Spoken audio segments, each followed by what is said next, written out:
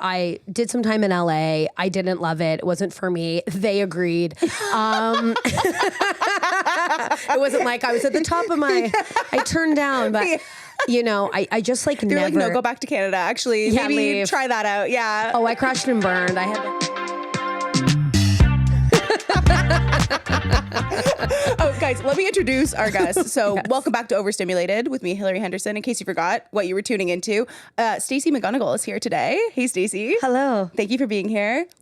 She's an improviser, an actress, comedian. Oh my gosh. Winner of Canadian Comedy Awards. Oh my God. And a national treasure. I think that doesn't get said about you enough, so I wanted to interject that. I'm going to let that land in a really big way, as if it's even close to being true. Thank you so much. Thank you. That's so kind. Well, you are one of my idols. Don't even start with me. Okay. Your hair is too good to be saying that. I'm envying this blouse right now. I want it. I want the big blouse. The big blouse. Yes. It's an old Zara, which, you know, the Zara heads know that the quality has gone down. That so was an old the peak Zara time. Yeah, it was peak Zara. Yeah. Mm-hmm. And we don't have that anymore. And no. And that's why we have to bring comedy to the world, because it's going to women can't have anything nice. No, we truly can't. Yeah. We can't have anything nice. Zara's gone. Zara's gone. They're taking away our rights actively. Yeah, rights as well. Yeah. But the quality of Zara. Zara is, I'm always saying that's the cornerstone issue we need to be speaking up against. I truly think about it daily. Yeah. It's awful. And even just the amount of money that I feel like young women and girls are spending on things now. It's like, I mean, I, for example, got this I got this t-shirt at a Northern Ontario gas station for $20. See, it's a great shirt, but I feel like that story should be like, and it was $6. You're right. Do you know what I mean? Like, I love more than anything, just sort of a bear on a shirt. Yeah. But I want it to be $6. Yeah. You know what I mean? Right. I mean, I was thinking like maybe an artist designed this, but. Yeah, and of course, and I want to give obviously accolades and support the local business. But if we want to dress ironically, I need it to be fun. I need to be cheap and accessible. Exactly. Yes. Yeah. Exactly. Stacey, how did you know you wanted to get into comedy? Did you always know you wanted people to pay attention to you? Or? I desperately needed attention. Yeah. If you can believe that. I grew up in like a small town. We didn't really have like theater. Like we had a theater but we never went to that. We weren't that type of family. We didn't go to music. We weren't like doers, you know? Like I kind of fell ass backwards truly into comedy through lies and needing to get out of my small town. Oh, lies. I just sort of lied my way out. Like I knew I wanted to do comedy or theater, perform. Like I found an old list of goals that I wanted to achieve, and one was own a lime green VW Beetle. Okay. Which still I'm open to. Still time. Yeah. Win an Oscar. Okay. And but I loved like theatricality of like fame and these movie stars. And I was like, I want to do that. You wanted to do that. You wanted to be on camera. Were you ever like the star of like any home videos or like? Oh, I ruined all of my siblings' birthdays. I taped over them, doing my own little acts, talking to the camera. I didn't know. I guess I was like the first vlogger for the young ones. I was vlogging. I definitely taped over my brother's birthday. Hi, get ready with me to ruin my brother's christening. Literally ruined my brother's birthday by his tape, not his. Well, I'm sure I ruined birthdays, but his tape because I was eating a crispy crunch bar and I needed the world to see the inside of the bar. No, you were doing original influencing. You were like biting it and being like, and look guys, so yummy. Code Stacey. Code Stacey. Yeah. 20% off at checkout. Like and subscribe. It really helps me. Make sure you like. Yeah. Did you have any like weird moments when you were first starting when you were starting doing comedy? So let's give like the Stacey lore for people. So the lore. You went to Second City. Yeah. So I went to York University as like in a theater program. The very quick story of this is like my friend told me I should go to university. She read books. So I said, okay. I called the university. They were like, well, we're doing auditions tomorrow. I said, I will be there. And they said, well, you have to either do a monologue or an original piece. And I go, I will bring an original piece. You're like, I've been working on this. I will bring the piece. Months, lying, get dropped off. And I'm like watching what the monologues were like. And I just like made something up about being insecure. Yeah. I was like, all these like people are talking about being insecure. And I was like, okay. Me too then, I guess. I was like, I'm ugly. Why did I perm my hair? Like, it's so rough. And then got into school. And they thought I was really funny, but that was like an insult. What? They were like, you're really funny. I was like, amazing. Right. And they were like, no, that's like bad. Like, oh, because you were like trying to be like a serious like actor, like actor, blah, blah, blah. Okay. Which is theater school. It might be different now, but back in the day, oh boy, did we have fun. I feel like they like just people in general like to just hate on a funny woman. Like you hate just on a funny woman. Yeah. Oh, I wasn't pretty enough. I wasn't funny enough. Blah blah blah. And then after school, I just hit the ground running. I like messaged every theater company, every agent. I was like, please take me. And then I found Second City and I remember calling them and was like, again, I was like, what do I do to get on your stage? And they're like, you have to take a class. And I was like, what one? I love this. You just cold calling like the biggest theater. Cold calling. Yeah. I'm an idiot. Like I had a spreadsheet because I was working in an office. Oh, okay. So office jobs do help you. You learn how to enter on a spreadsheet. You must steal at your office job, whether that's printing or paper and pen. Back in the day, we used those. Right. I stole it all. Like, that's so millennial of you. Listen, very millennial. To bring I know. up papers and what are those? Oh, exactly. The way I stole pens, you guys. Oh my God, I was a treasure trove. But and then I found Second City, so I started doing classes there, and then fell right into like stand up and improv and sketch. Cool. And then you were like, finally, this is where the funny people belong. This is where the funny people belong, and like I completely like found a full community of people. It was the best. Yeah, that's what I appreciate most about the like Canadian comedy scene and like the Toronto comedy scene in particular. Is like everybody's so great and so down to like support each other because we're all like, we ain't going nowhere. Like, well, I mean, I also think like I'm like the old gal. Like I did some time in LA. I didn't love it. It wasn't for me. They agreed. It wasn't like I was at the top of my, I turned down, but you know, I just like You're never. like, no, go back to Canada. Actually, maybe leave. Try that out. Yeah. Oh, I crashed and burned. I had, you know, it was, I had a big crash and burnout, but, I just think Canada is just like has the most talented people here. And I get so annoyed when people are like, there's nothing you can do here. Yeah. And they were so limited. And I'm a hypocrite. I will look to that camera as I was told straight down the barrel if I wanted to. I am a hypocrite because I was like that. And I sort of erased any success I had here or community I had here. Oh, when you went to LA, you were like, well, I don't need these people anymore. Well, I just thought I need to go to LA because what have I even done? Right. Instead of like appreciating what I was doing. So now when people are like, I'm going to the States, there's nothing here. I'm like, there's so much here. Yeah. And there's so much you can do. But also if you want to go. But yeah, I don't know. That's where I see people have like just the thought of going and having to rebuild like a full new network from scratch and like nobody knows who, you know what I mean? Like, yes. I'm fortunate enough that like a couple people might DM me every couple weekends and be like, do you want to do this? And I'll be like, great. But you don't know anyone like that. What if you have to restart somewhere else? No, I moved there and they're like, well, why don't you make something? I was like, with who? With what budget? Yeah. With who? You know, so and this is when you should have brought out your vlogs from a child. And don't think I didn't try YouTube. No, that was a manic moment. I had friends reach out and say like, I don't know what you're doing on YouTube, but like, I think you need to move back. I mean, my friends from high school are like, we are so glad YouTube wasn't around because what I would have done would have been horrendous.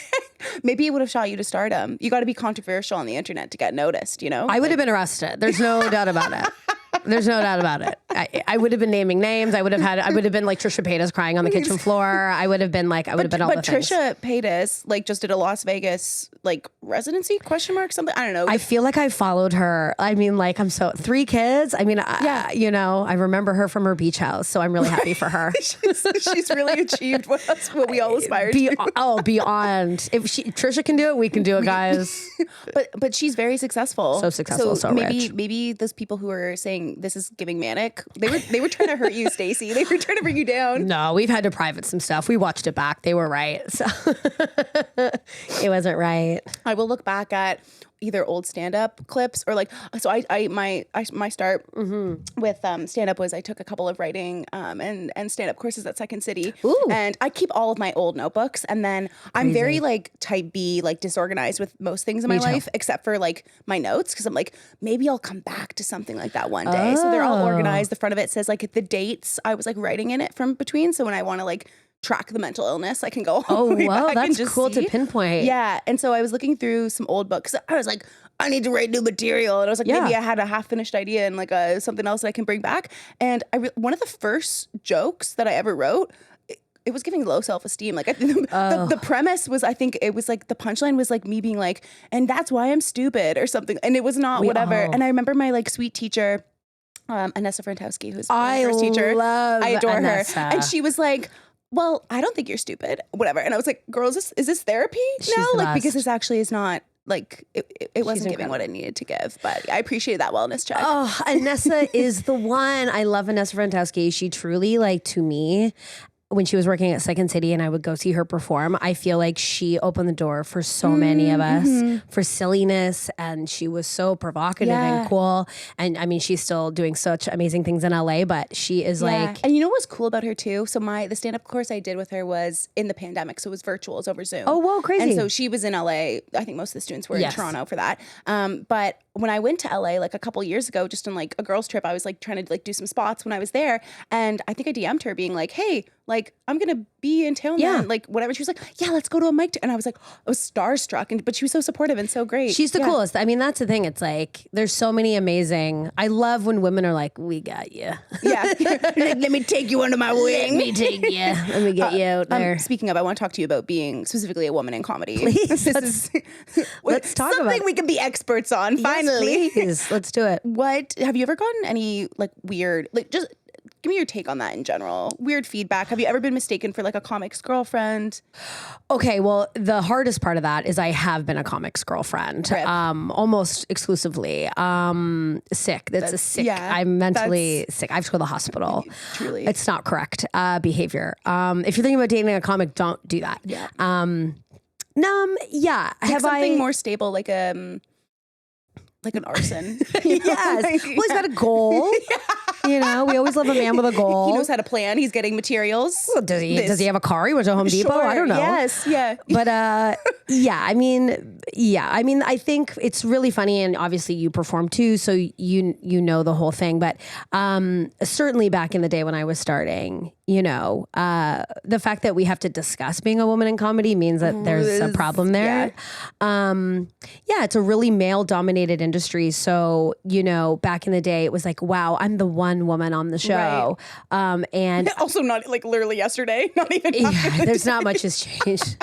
But you're like, I think the thing generally that I think about, because I'm any sort of room or space with a ton of men, you're writing or creating, I forget that like my perspective is different, but that doesn't mean it's less valid nor funny. They're all talking about total recall or like Shrek or whatever the hell these guys talk about. That's generous. Mission Impossible. I don't know. And it's like, I think in the back of my head, put down my interests, my experiences, what I find important as like less than material. And then even if I got laughs or people coming up to me after the show, especially when I was starting out, it still never felt worthy enough. Like you actually did it. Yeah.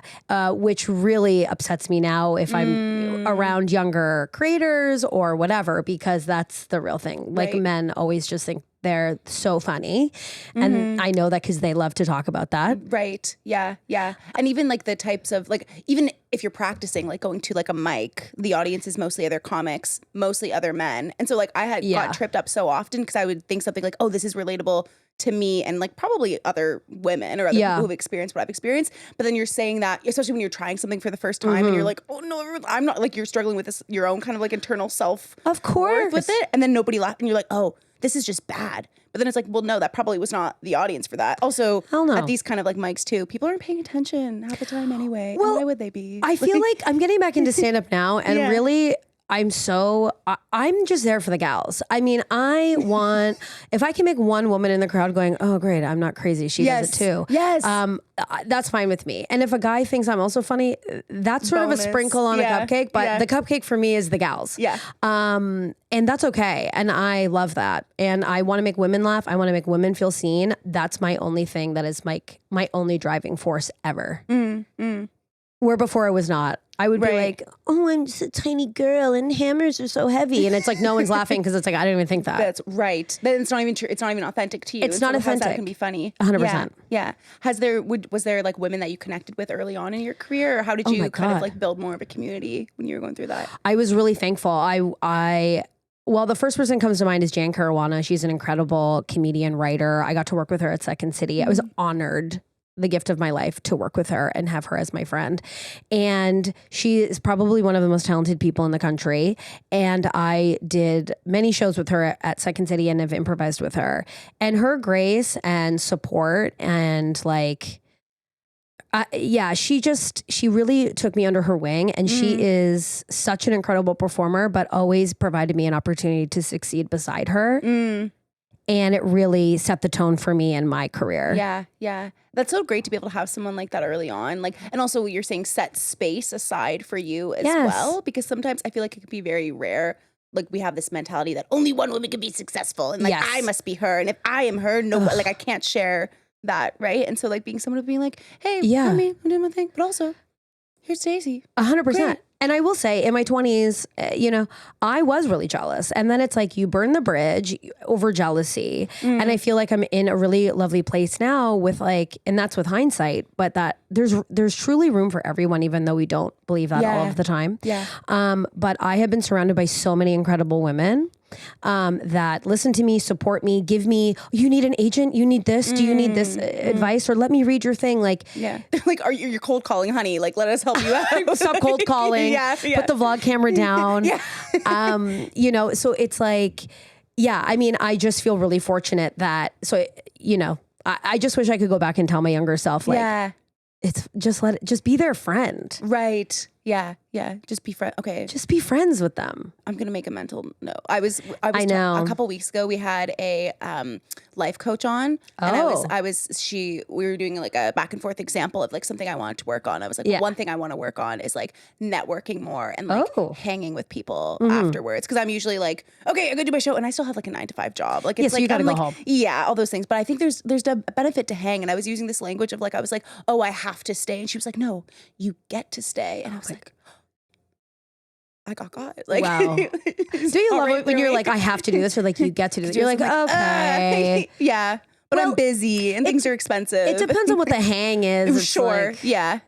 You do like a showcase and you got to hang out. It's like, I can't with that. And you're like, oh no. And there's people where I'm like, I actually don't like any of these people. I know, you're like, I have to leave. You're like, this is the worst hang I've ever been to, actually. Well, the best advice I ever got was just hang out. Like, if you are inspired by someone, if there's somebody that you love their work, like just go hang around them. I mean, don't be a creep. This is why I had you on the podcast. Be around them. I was like, yeah. I was like, maybe Stacey's aura will. Well, yeah. I mean, my God, please. Every time a comedy bar now, I'll see you. Perfect. As I'm running away. Yeah. We're both like, we can't hang. Like, Oh, the problem is I can hang. And then I'm like a bit sauced looking at dogs to adopt. She gets to hang and adopt. Gets to hang and adopt dogs. What's been like one of the most rewarding moments in your career so far? Oh my God. There's been so many really, really cool moments.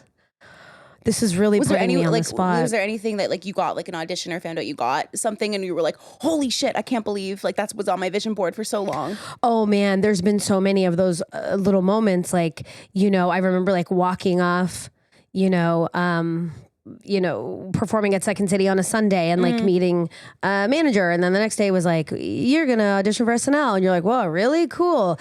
And you're like, huh? Or like moving to LA and like, 22 minutes for sure after the pandemic, I thought I was never going to work again. Was this, you came back from LA around that time then too? Or? Well, I came back from LA. Was that like, I'm like, what happened with the manic? When did you stop YouTubing?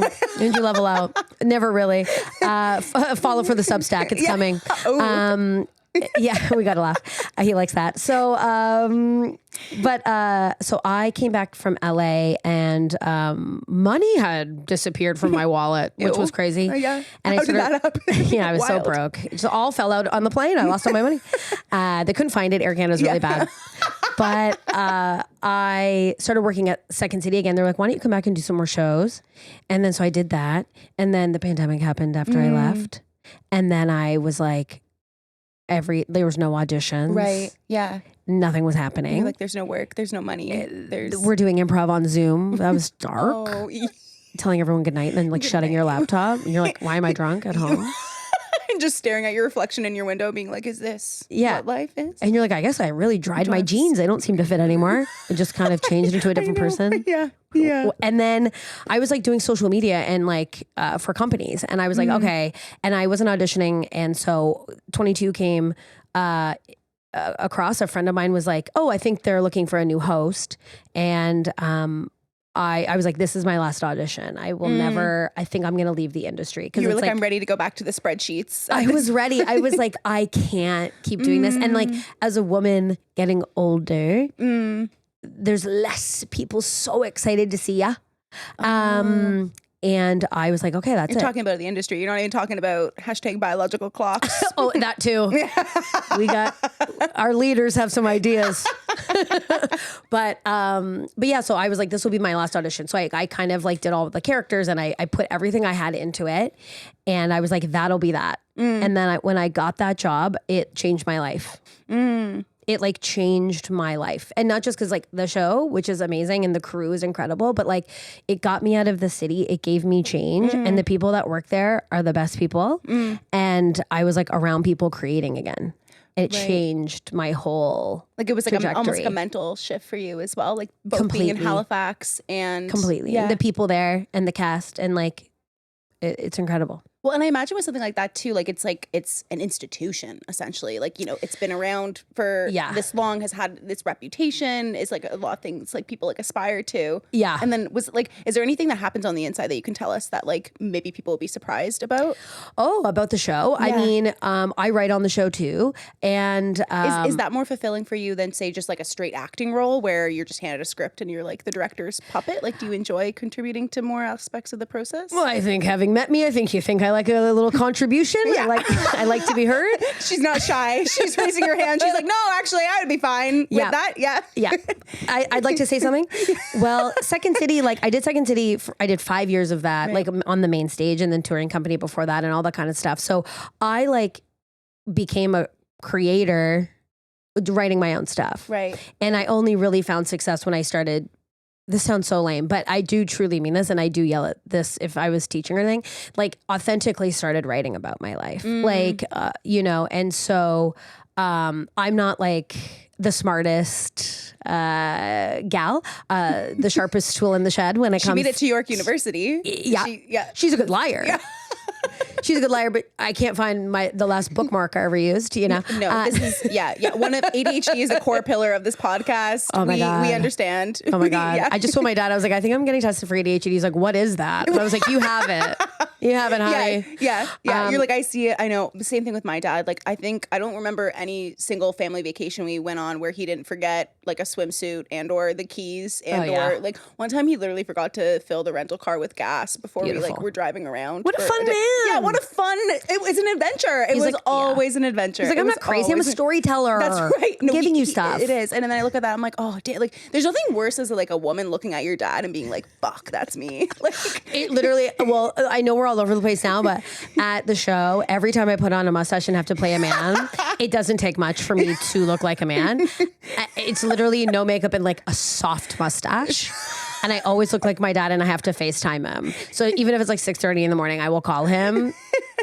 But when I wear a mustache at work, everyone goes, he seems like such a nice guy. And then I take it off and they're like, there she is. She's back. Get it. But I think the thing people would be surprised about the show is like the intensity of the show is simply no joke. So we write on a Tuesday. We have just a day. The entire writers and the cast that writes. We come in, we have to write a couple of sketches. Right. So in my mind, I was like, all right, what? Yeah. And then when you have like something like this year, an election year, Trump, like it's so crazy. Yeah.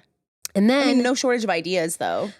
shortage of ideas. Yeah, totally. I mean, it's truly insane. But and then Wednesday, sometimes I genuinely was like watching the news and being like, is this a 22-minute sketch? And being like, no, that's CTV. no, it's real. Yeah. Oh my God, I can't. There's some stuff you're like, what? But then Wednesdays they're chosen. So out of 60 sketches, they choose 25, and then only 6 get made. And then on Wednesdays, that selection happens, and then you go right into producing it. So hair, makeup, consults, they're going to find locations. Like Wednesday is crazy, and then Thursday you start shooting, Friday you shoot, and then Monday we do a live show for like 200 people. Wow. And so especially during an election year and with Trump, and like obviously we know that this has been crazy, but we're rewriting the show on Mondays. Like the schedule of the show. Yeah. And also which is just the pace that news was happening. It's crazy. You write something on the Tuesday, it's changed, or it's like changed. Not even relevant by the time you the tariffs. It was like tariffs are on, tariffs are off, tariffs are on, and then whiplash. It was like waiting. It was the worst like toxic boyfriend of like, will they, won't they? What's happening? The anxiety. And still, and now I'm just like, I can't even deal with it. Yeah. But the scheduling is so wild. It is so, and it's so fun. Like it's all consuming. It's all consuming. That's great. Like, I mean, obviously you see the amount of stuff that you guys put out. And so I'm like, I'm sure it's not like, oh, we're just chilling. We're eating lobster in Halifax all the time. Oh, just chilling. Are. You'll not chilling often, but you will find us around an obscene amount of oysters. Okay. Obscene. That's great. You got to buck a shuck, get it, you know? Oh, yeah. Like, yeah. Big platters. Embarrassing amount of platters. Embarrassing. They're like serving them up. They're like, oh no, the 22 minutes gas and screw is coming. Oh, they do. Get them out. They go, how many? Yeah. We go, the usual, the big amount. Yeah, the big amount. All of them in the back. Take them all out of the ocean, please. Right into our bellies. That's what we would like. It's disgusting. Have you ever received any? Because obviously, as like so the Hilary lore, we've talked about politics on the show. Oh, great. Many times we've had some politicians on, and the backlash is always very interesting. Oh yeah. The comments, the DMs that I'll get for talking about things like that. Like, have you ever got any crazy DMs or comments from people? Yeah. I mean, the thing about the show that's interesting is, politics in general is generally led by men. Yes. Quelle no surprise. What a problem. Literally so gross. Did you see, I think it was Baron Swan sketch did something where it was like, if the world leaders were all women, hilarious. So, I mean, they are Yeah. Oh my God. I love those women so deeply. They like elevated everything. They're wonderful. The goats. Oh God. I see them and I'm like, I don't even know what to say to you. I'm like, hug me. But Mom, please help me. But the DMs are crazy. I mean, people get really, we're like a satirical show. We're also pretty left-leaning, obviously. We know this, but we get and that's why they should be defunded. Yeah, I know. That's the big thing. No. It's like people don't look into what that even means, but right. You get a lot of scare. Like some of it's kind of scary or whatever. But I can't really like. I'm sort of unbothered by it. I'm not surprised. I don't think people are watching it. I think people are waiting to be upset about it, or they don't see it. Like they're not even there to appreciate like the comedy of or it, the satire of it, or what we're trying to say, or like I play Danielle Smith, and people are like, it seems offensive. It's like, yeah, she's offensive. Right? She's an offensive woman. Go look up YouTube videos of her speaking. Yeah. Like she's horrendous. And so if you're upset by it, like you're like, what are we talking about here? I don't know if that really, I mean, you get DMs, like people will be like, I see who you follow. And you're like, yeah, I'm like on a show. Okay. And you're just like a regular person who also has your interests. And so you got to know what's going on. But I mean, people get really upset. But we like kind of hold true to like what we're taught. There's more good than there is bad, quite frankly. Right. Yeah.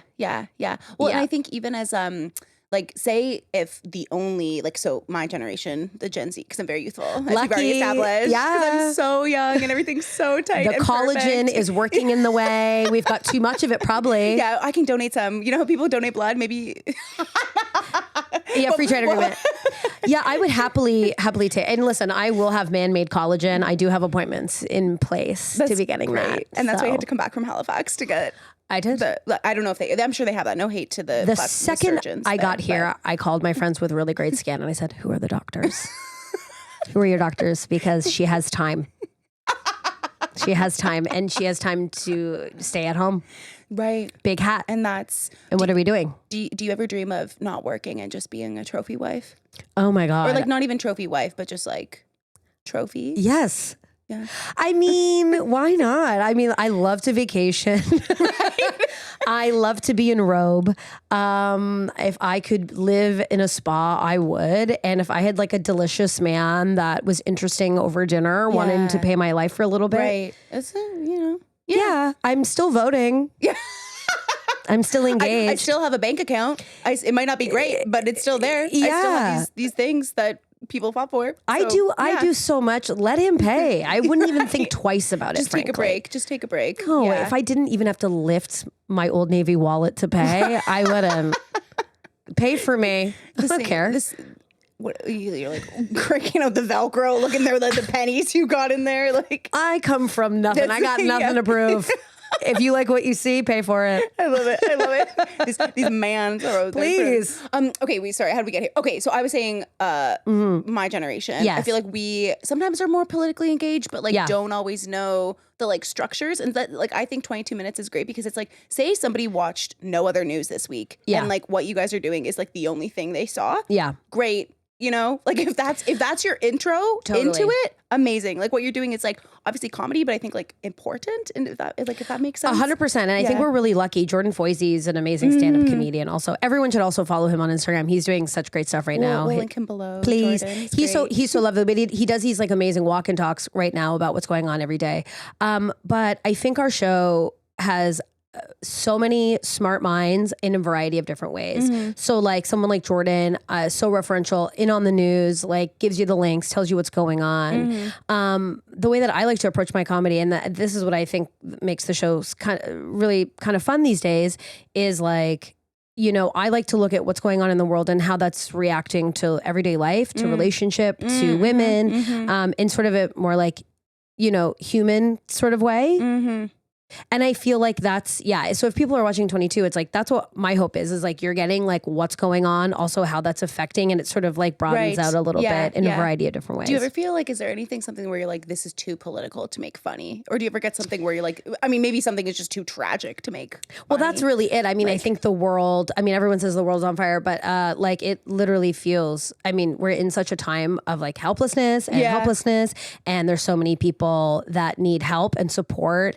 And so you kind of look at that, and it is really hard sometimes to, you know, try and find some sort of comedic angle, because it's really not funny, and it's like not meant to like even be, to take the less, to lessen the intensity and the emotions behind it. I think sometimes is really hard. Yeah. Or even looking at, like you were saying, like like something to compare it to, or something to like exaggerate a certain point. You're like, no, this is just like sad. Like, it's too sad. tragic. It's too hard. It's like, it doesn't need like it. I don't think we need to like take the air out of the balloon on some of the stuff. It's just like, no, that's really brutal. And so that's what I think the live show is so great in doing desk pieces. And that's like a push that I know we all try and do. It's like, it doesn't always need to be funny. There can be funny elements, but I think we should be like more still being like serious about what having the point of view really clear that this is wrong. Yeah, totally. Yeah. Do you find, is there an aspect of the job that you like more? Do you like doing more of like the desk segments? Do you like being like Daniel Smith or some of the characters? Like, do you have a favorite character you've done? Oh my God. I mean, Daniel Smith is super fun. I mean, she's really quite nuts. There's so many fun characters I've gotten to do, and it would be really hard to. Okay. Oh God. Now I'm like stressing your children. out. You're like, I can't pick. I can't pick. I mean, I'm gonna not talk about being a man in a soft mustache. I mean, my God. Playing a little sort of English boy, that was great. I love playing sort of hard characters. I mean, and I think like an aspect of the show that I like more, I feel like I'm really lucky in that I love live performance. I get to do that every Monday. Yeah. And we're doing desk pieces, but we're also talking to the audience and riffing with them. What a dream, what a joy. Right. And there's a lot of sometimes young people there too, which I'm like, can you see me? I love this. Let the youth perceive. And then shooting is so great. Writing is so great. And the people that write on the show, a lot of them are Toronto comedians as well, and amazing East Coast comedians too. So we're all really close friends. I couldn't quite pick a favorite moment. It kind of sounds like camp, like to just be like, we're hanging out. It's we're having camp. a good, It feels like I'm in like a university dorm. Like, what an amazing dream job. It's the dreamiest. I mean, it's you know, all consuming and all those things and really hard work, but it's like, it's really, you get to like tick off all the faves. Do you have like, what's your like dream goal? like dream job, dream Oh my collab. gosh. I don't know. Dream collab? Oh my God, like YouTube wise? Yeah, get the YouTube. Yo, we'll take Stacey's YouTube below us. Oh my God. And everyone's like, oh, I feel so bad for her. Any sort of red light company that wants to give me some sort of mask or cryotherapy or whatever, I'm always open to that. Any sort of serum. I'm a skin fix girl, That's right. tag them. Yeah. That'd be a great collab. Man, I really, I would love to, I love, hard women. I like playing, tough women. I like playing unlikable women. I was raised on those women. I love those women. So I would love to do more of that. I like to do that on the show, on a sort of unapologetic woman. So that as a name would be great. I'd love to do my own show. I would love to host. I mean, you should. Stacey is rebooting her podcast. We'll have that link my below. God, but guys. maybe you call it Unapologetic Women or Unlikable Women. I know. I actually should call it Unlikable Women. Yeah. I certainly have dipped a toe in that genre as being one. But it's called Indulge Me. But you guys, we're gonna get so crazy this summer. It's gonna be so fun. Me just ranting and raving. Perfect. And you've already enjoyed lots of it already. So if you like this and you want more, which you obviously do. Oh, the first episode, we're really getting into all the shirtless men in Toronto. It's absolutely obscene. Perfect. Maybe you'll do like a little live segment in like Trinity Bellwoods, or like one time I made a joke about Trinity Bellwoods on the internet and somebody commented, me and my friends call it Tinder Bellwoods. And I was like, I am forever calling it that in my head because that's to be young and hot. Oh, you will not like find Frisbee. me. Yeah, you will see me in my Amazon straw hat going, look at them go. I used to do no sunscreen with a Palm Bay in there. What was I doing? God, great. Do you remember those Palm Bay cans? The sugars. I think that was the first thing I ever got drunk on. It was awful. Oh my God, I was like Palm Bay drunk in Trinity Bellwoods. How did I get home? I can't even believe. The poetry just writes itself. I know, it's so true. Oh, Palm Bay Trinity, crazy. Let's see, you have enough of those? You feel like you're at Palm Bay, maybe. God, make sure you have a good friend, okay? Yes, you need a water friend. Right. They don't talk about them enough. You don't. A water friend and a sunscreen friend, because again, we're talking about the anti-aging. Keep it young. Yeah, keep it young. Keep it young.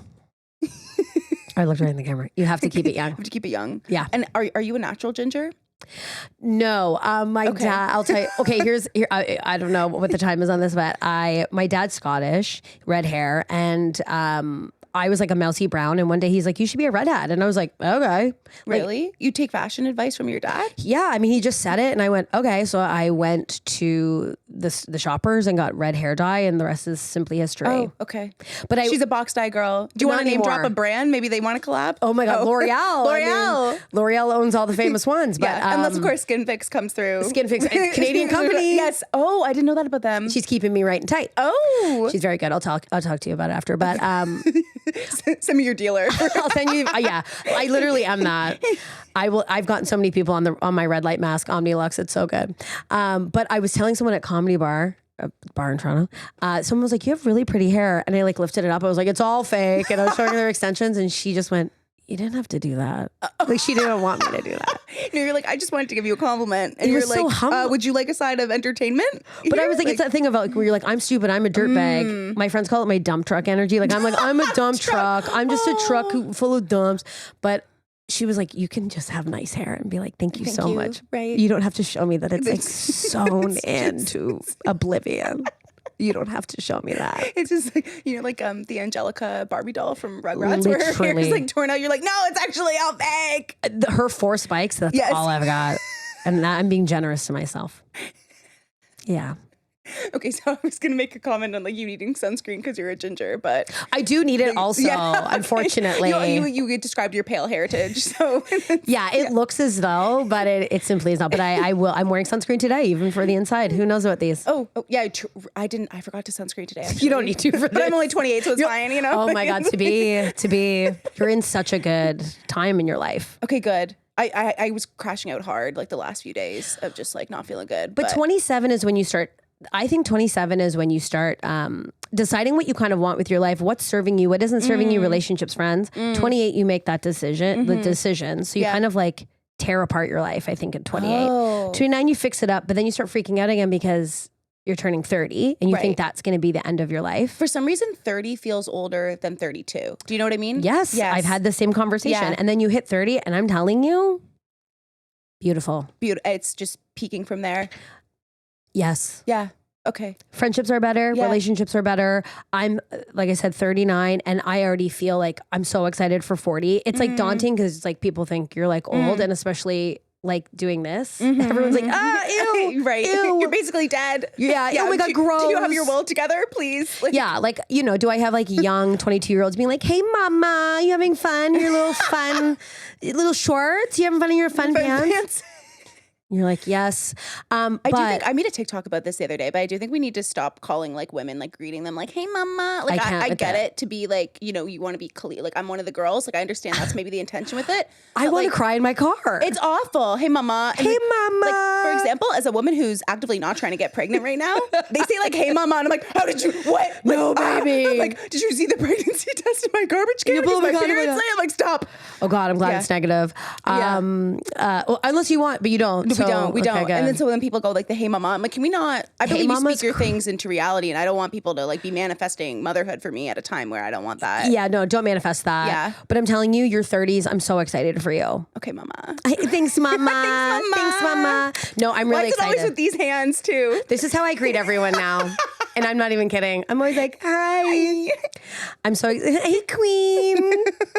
I don't know if we're saying that anymore, but I love it. Okay, speaking of your hot take, I want some hot takes of yours, Stacey, on a couple of different. These are just things that I just randomly I've been thinking about constantly. Some things I'm developing material on. Some things it's just like let's unpack. We're getting overstimulated here.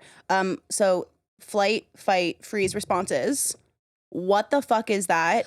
Specifically freeze, because that's what my therapist recently told me that I have. That you're in freeze? Well, that I'm a freezer, but I just think like if it comes from like times where it's like, oh, a lion's chasing you, fight, that makes sense. Flight also makes sense. You got to run away.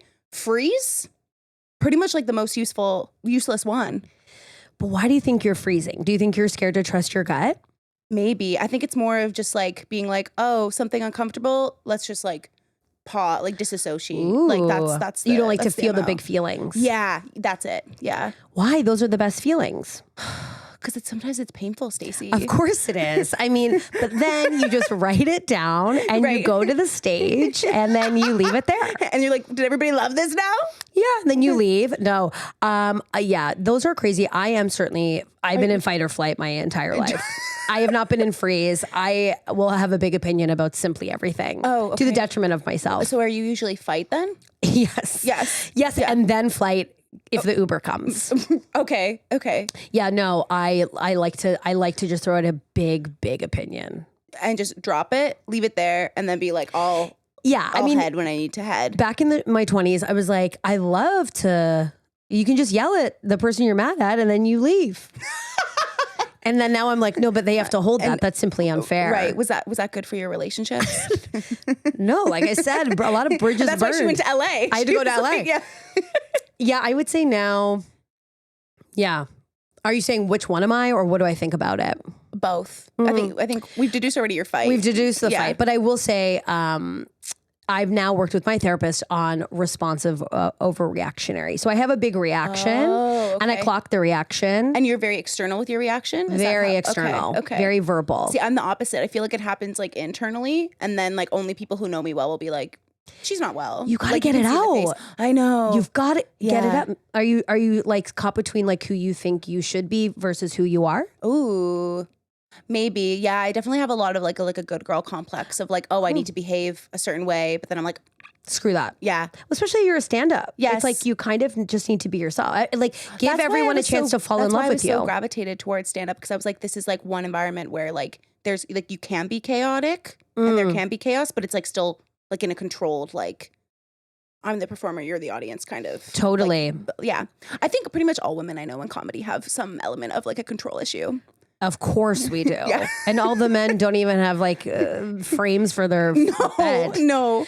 They have no control. Yes. Because their mom did their laundry. But yeah, I have complete control issues. I think my thing on stage is like, again, I'm not like, I only tell what's going on in my life. Like to the point of like, I'd be like, my boyfriend, Bob, and he's like in the audience, like, you could have given him another name. And I'm like, but his name's Bob. Right. And he's right there. Yes. Yeah. So my whole thing is I want to have a conversation with the audience and like discuss things with them. And maybe I overshare, but I tell you to dip a toe in that. You're going to have a lot of fun. Okay, I'm excited to go home and journal about this afterwards. And then my new therapist, Stacey, and told then me, speak it out. Yeah. Get that shit out of the book. And say it. And then you can move on. Boom. This is healing. Do you think? Podcasts are healing. But if I'm sitting around going, oh, you've upset me, and then I don't say anything. If I go, hey, I didn't love that. Right. And then you go, oh, I so didn't mean it. I'm like, okay, great. Right.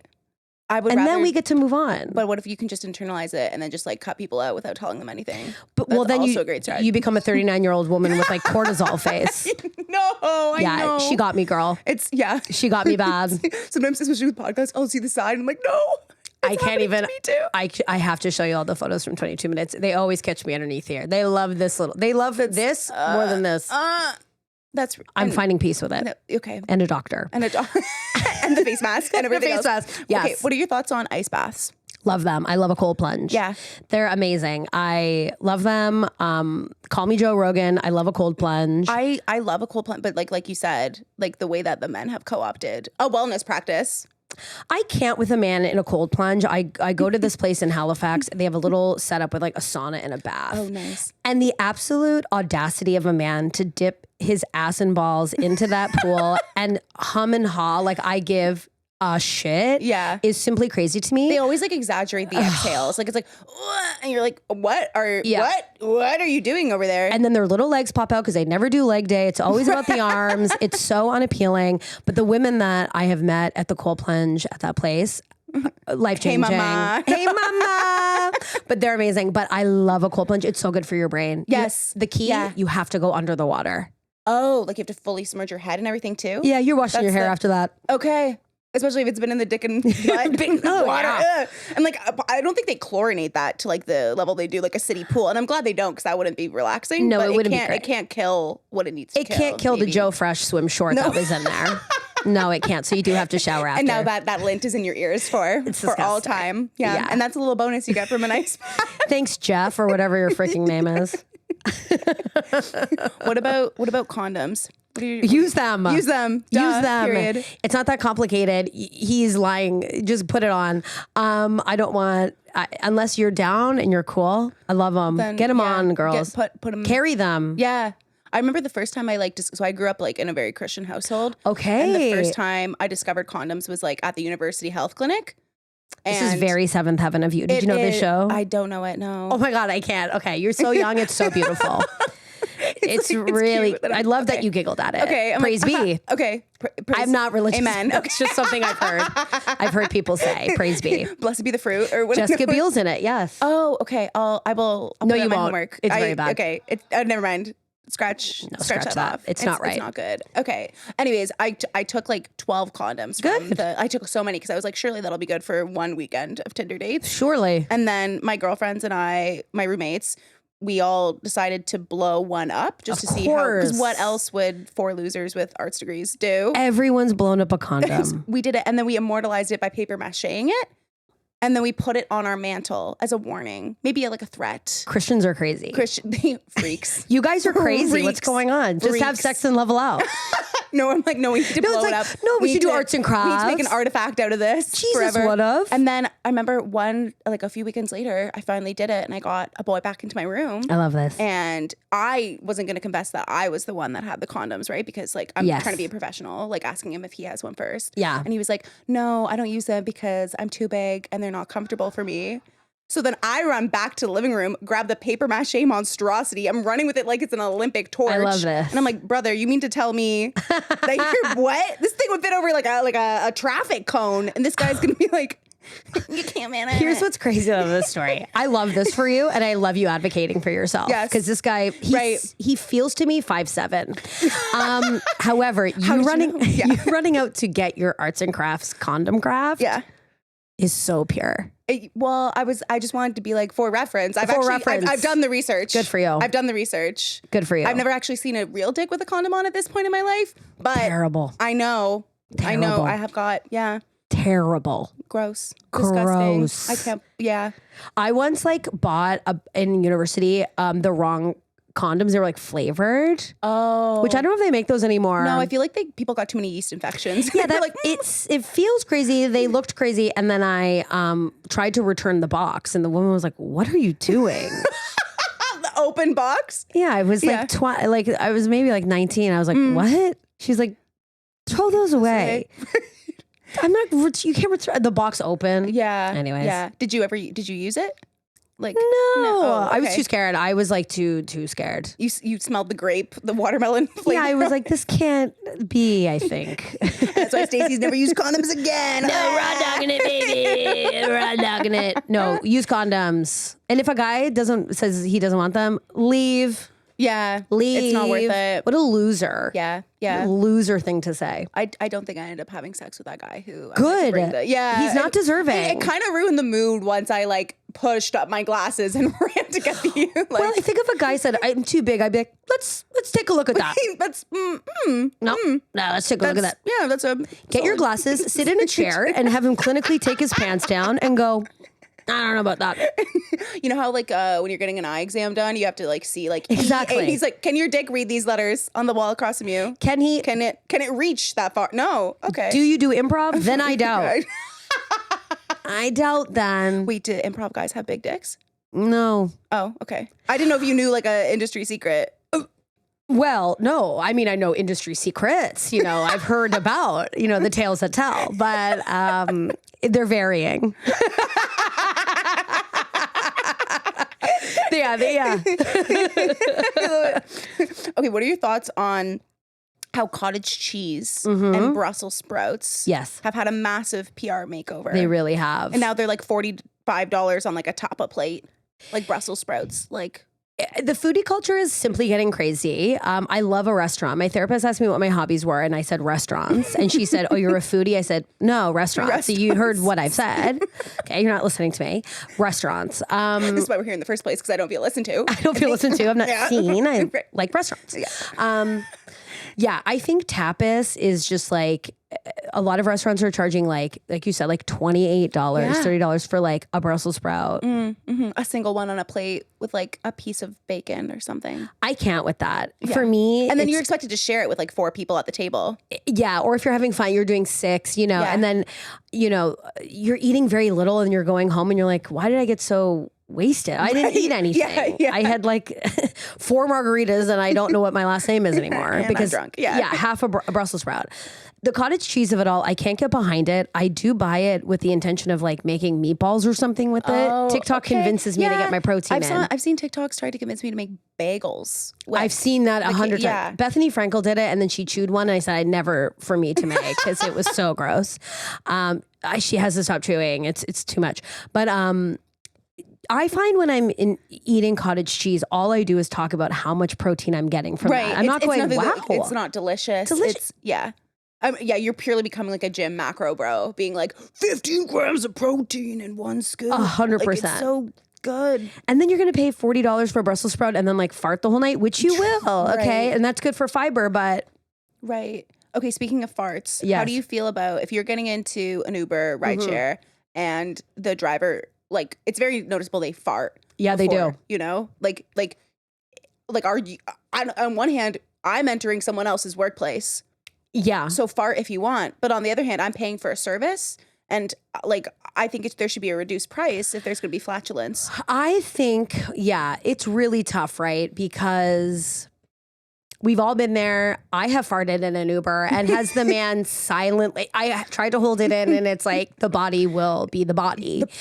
And was a window silently lowered? Of course it was. And that's right. And that's correct. That's the correct response. If I'm entering an Uber that is freshly wafted with just a cloud of ass, I feel like I might be like, wow, like just a little wow, like acknowledging, wow. Somebody had Brussels sprout tapas. Well, we did a small plate with friends. And just, I think I have done the slow lower of the window. They know. That's how you, So you're like, I get my relief.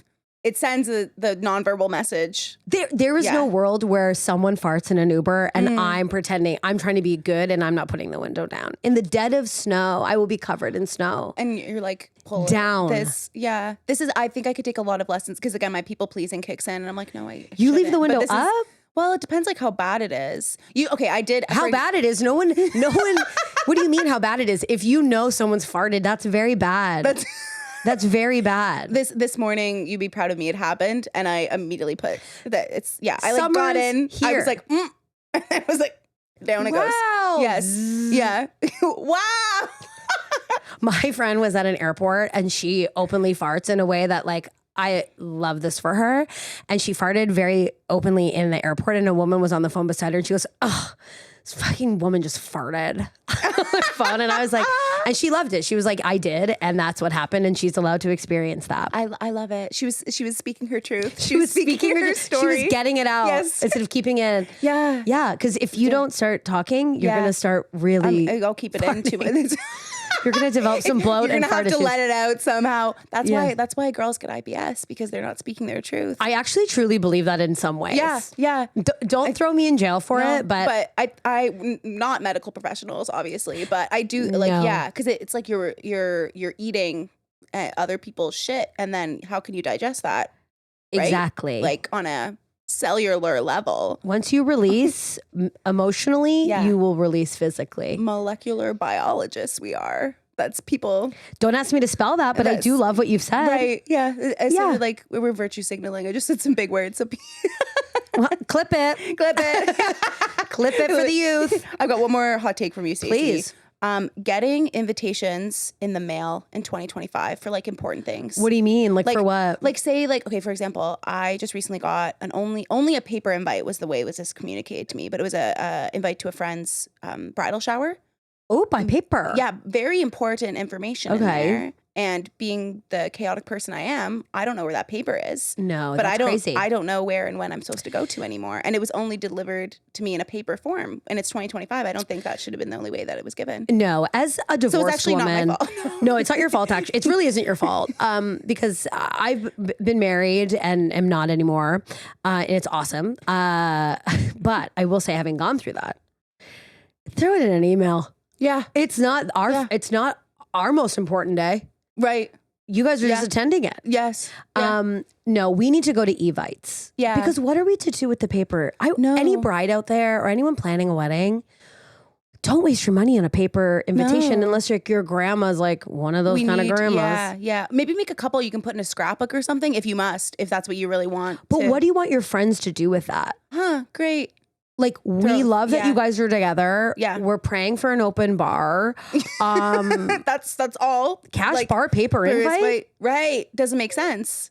It's hellish. It's like, yeah. What a hellish thing to ask for us to do. No, I think the Evite, I mean, come on. Right. And the Evite, it sends you reminders. Like which it's I coming love, up. Which, and I need. Yes. Yeah. Desperately. And a lot of people do. Like, it's not like they don't love you and they don't want to be there on your special day, but put on the auto reminders. Put on the auto reminders. Yeah. We don't know what sort of like hall in Scarborough we got to go to. Yeah. And I'm going to show up 30 minutes late anyways because of my time management issues. Of course. But at least let me have agency over that. Yeah. I can't like let me and my air wrap figure it out and just give me the Evite to the place. And I'll buy you that Instapot. I will. And I'll talk about it because I also, when I give gifts, like usually people, when they give a wedding gift, they're like, it just becomes in the elusive like bundle of gifts. I'll specifically like follow up, be like, did you use my Instapot? Good for you. I gave you? Yeah. Yeah. I asked for the craziest things. On your wedding registry? Yes. What did you get?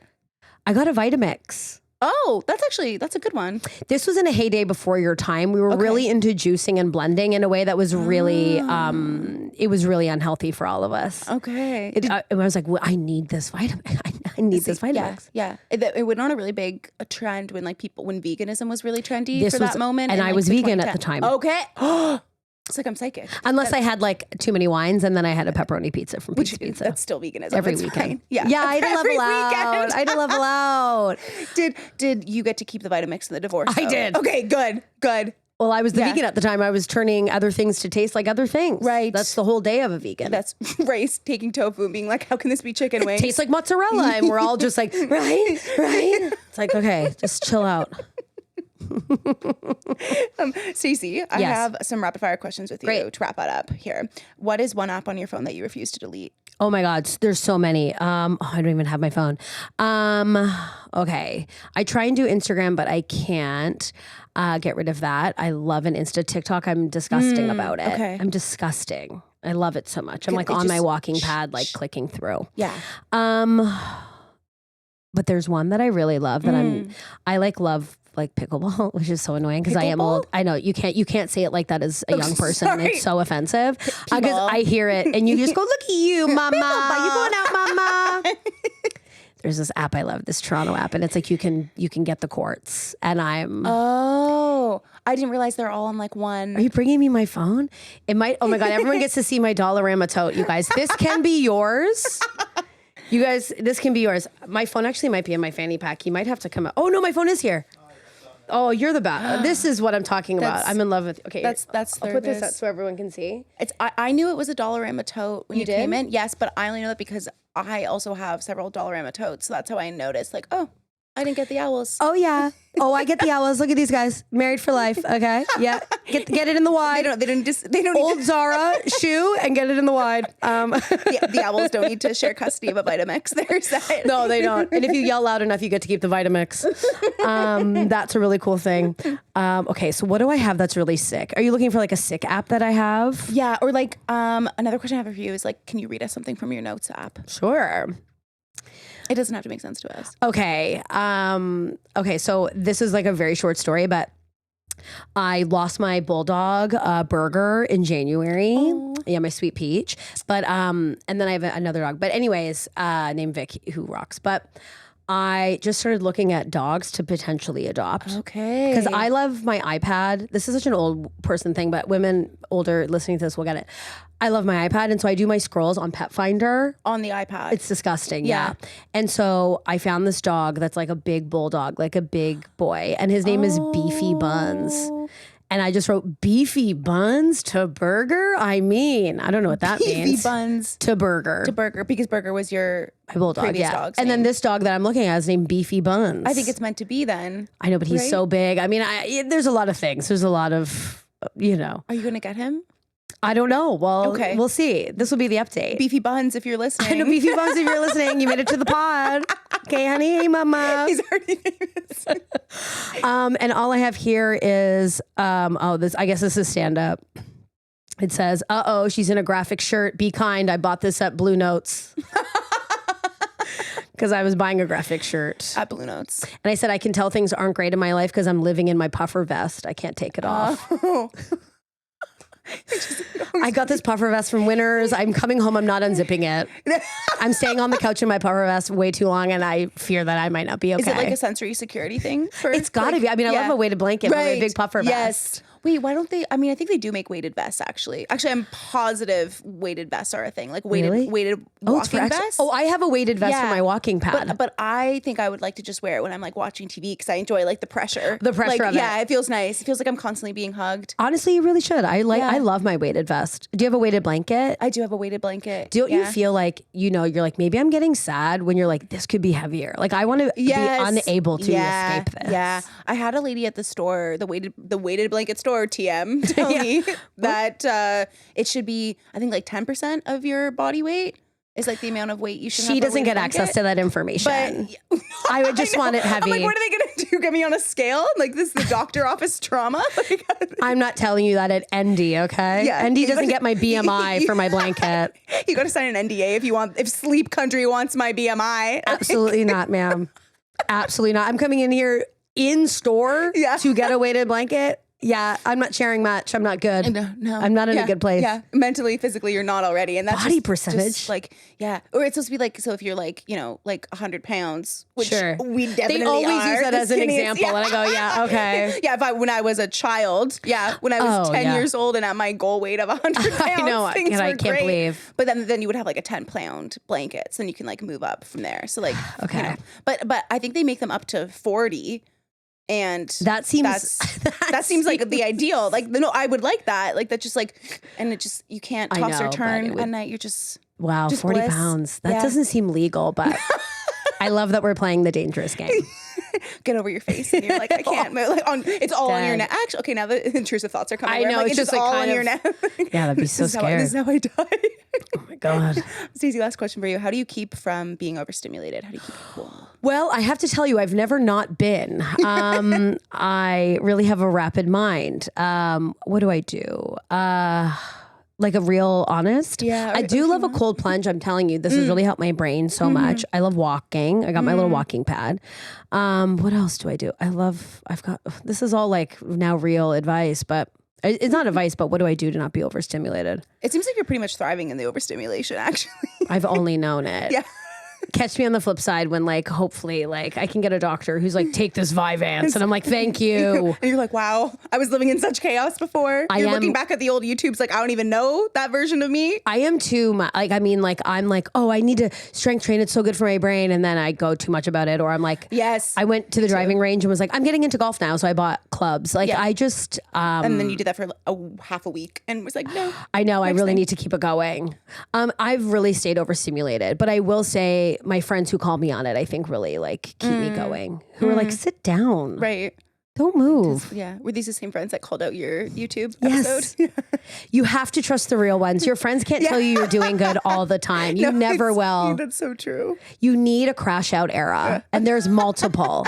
You sounds like maybe you're in one. Maybe. Yeah, maybe that's why I was like not feeling good. The 28's good. Like, You're going to emerge at 30 and be like, oh my God, I'm so proud of myself. Okay, I can't I'm wait. telling you. We'll have you back for like a reunion episode then. And then maybe you'll be crashing out then. And then I'll be like, babe.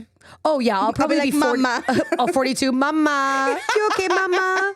Skin just to the floor. Oh, my God. What sort of Zara shoe will I bring? I don't look at how many bags. I'll have so many bags. All from Dollarama, different wildlife on it. Always all from Dollarama. They're the best quality you can find. I love it. I love it. Stacey, thank you so much for joining with us. Thanks for any last words for our listeners? Where can everybody find you? Oh my God. Well, you will sadly see me on TikTok once in a while talking about the Valley or some sort of reality TV. On Instagram, doing the old millennial stuff. I'm doing dumps now. I'm trying those out. So we're having fun. That's great. I saw your most recent dump. I really liked it. Thank you. What were your thoughts on that? Okay. I thought it was good. I thought you had a good like diversity. Like you had like your first one was like you looking stunning on stage. Hello. And I feel like you always have to have like one food thing, a thing with people. A thing with just you had some good diversity in there. I thought it was really great. Yeah, I love how women do like such beautiful photos of themselves, and then we have to say that we're also like ugly dumpster fires. Yeah.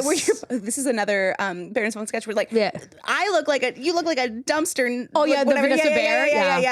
Yeah. So funny, but yeah, so I'm doing that, and I'm relaunching for the summer my podcast called Indulge Me, where I just talk all things what's going on with me, and then products I love that I will force you to do, and I'll list a few for you, and all that dumb stuff. So come listen to me on Indulge Me. We will be there. It's all linked below if you guys want to find it. And like and subscribe. It's really good for us. Yeah, and compliment Stacey's skin while you're here. Comment below so we know you made it this far. On both of ours. I'm telling you, I'm really up close, not a pore in sight. And it's really upsetting me. Your hair is very thick and I'm really upset.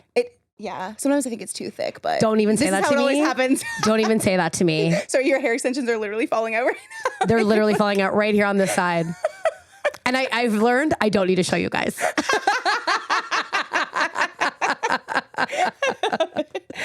Thanks so much for getting overstimulated with us, guys. We will see you next time. Goodbye. Bye. Thanks so much, Stacey. That was so fun. Oh my God, that was great. That was okay.